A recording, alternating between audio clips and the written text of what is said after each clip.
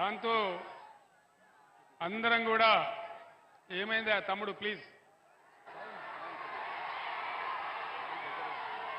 Sound ఏందా sound చూడు మొత్తం క్యాబినెట్ తెలంగాణ క్యాబినెట్ ఎంపీలు ఎమ్మెల్యేలు ఎమ్మెల్సీలు అందరం కూడా పోయి ఢిల్లీలో ధర్నా చేసినాం. కానీ ఆ సందర్భంలో ఒక్క బీజేపీ ఎంపీ కానీ ఒక్క కాంగ్రెస్ ఎంపీ కానీ ఎవడు కనీసం నోరు కూడా తెరవలేదు. తెలంగాణ ఓట్లు కావాలి కానీ తెలంగాణ రైతుల సమస్య వాళ్ళకు పట్టదు. మన వాళ్ళు 9 ఉంటే వాళ్ళు 7 ఉన్నారు. కానీ నోరు తెరవలే, కనీసం మాట్లాడలే. అది ఇంతకుముందు నామాగారు చెప్పినటువంటి మాట. వారికి ఆ బాధ ఉంది. అంతెందుకండి ఇప్పుడు బీజేపీ నుంచి ఇక్కడ ఒక కేంద్ర మంత్రి ఉన్నాడు, ఒక 3 ఎంపీలు ఉన్నారు, బీజేపీ పార్టీ ఉంది.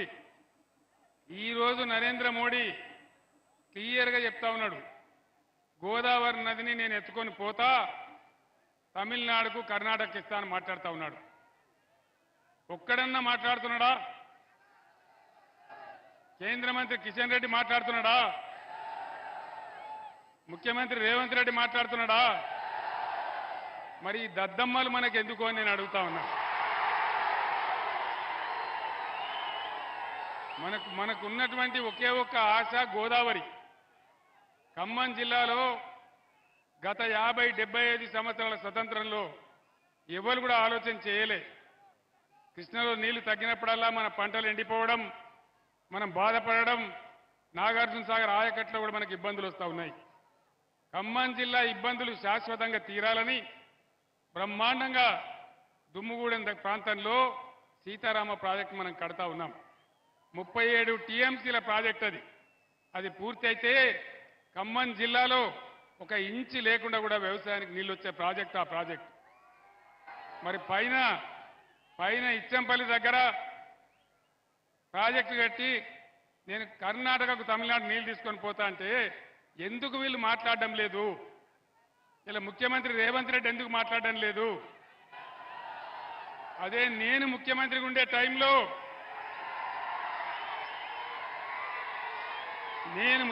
ఉండే టైంలో నరేంద్ర మోడీ గారు ఇదే ప్రతిపాదన తెచ్చిండు.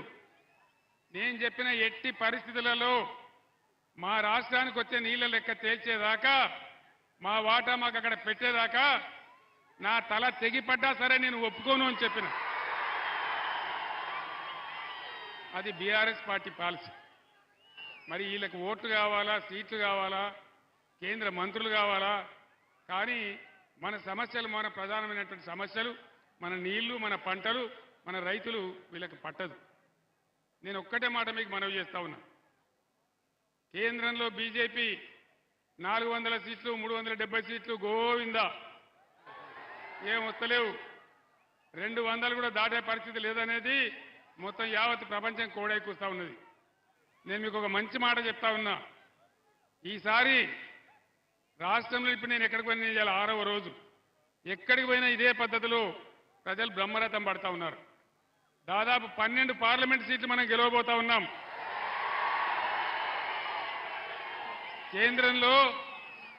కేంద్రంలో సంకీర్ణ ప్రభుత్వం రాబోతా ఉంది.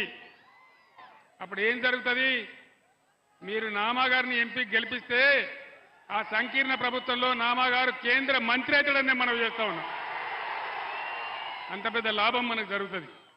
ఒకసారి నామాగారు కేంద్రంలో మంత్రికి వస్తే అన్ని రకాల తెలంగాణ రాష్ట్రానికి, మన ఖమ్మం నియోజకవర్గానికి, ఖమ్మం జిల్లాకి చాలా పెద్ద మేలు జరిగే అవకాశం ఉంటుంది. ఈ అవకాశం తీసుకోవాలని మిమ్మల్ని మనవి చేస్తా ఉన్నా. ఈ నరేంద్ర మోడీ దాడి నుంచి, ఈ చేతగాని చేవలేని కాంగ్రెస్ ప్రభుత్వం నుంచి మన గోదావరి రక్షించుకోవాలన్నా, కృష్ణా రక్షించుకోవాలన్నా, మన నిధులు మనం తెచ్చుకోవాలన్నా, మన హామీలు తెచ్చుకోవాలన్నా, మన హక్కులు సాధించుకోవాలన్నా ఖచ్చితంగా ఇవాళ బీఆర్ఎస్ అయితేనే